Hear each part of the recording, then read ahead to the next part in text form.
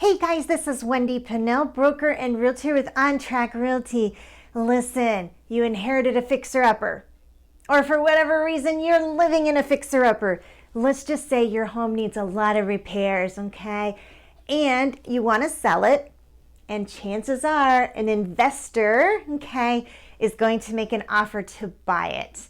Guys, what are some things you need to consider, okay, when you get offers from investors to buy your home? All right, guys, lots of things to consider there. Sometimes investors will have their own contract addendums that they want to add to your contract, okay? So you look at it and it's like 10 pages long and you're like, wait a minute, what is this? Guys, it's important to read the fine print.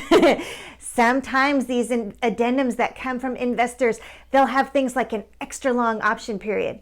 In fact, they may have an option period that extends the whole time it's under contract. You got to watch for that. Another clause you really need to look out for is if it says can assign. And what that means is that investor is saying, maybe I'll be the one to buy it, or maybe I'll assign it to someone else. Well, what do you know about that someone else? You don't know anything about them. You don't know if they're qualified. You don't know if they have cash. Okay, so that's like passing it along to some buyer that you don't even know.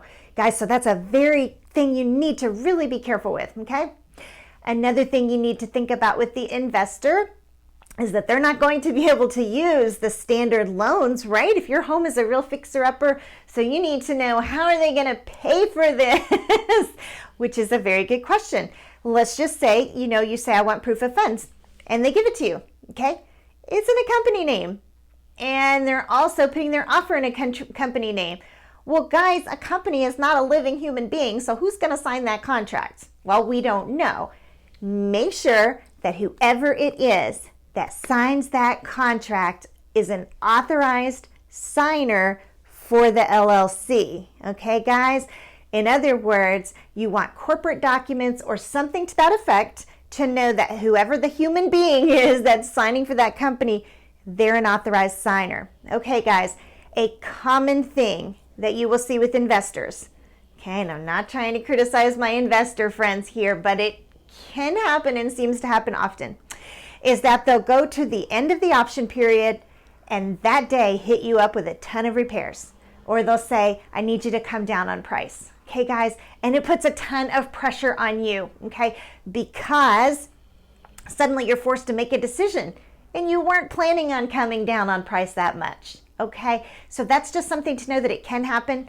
Investors are going to probably ask you for a much longer option period, to which you're going to go for the shortest amount possible. Okay, guys? So, you know what? Investors usually have cash or really good lines of credit, and they a lot of times can close, but just kind of be watching out for those pitfalls to make sure they really do close.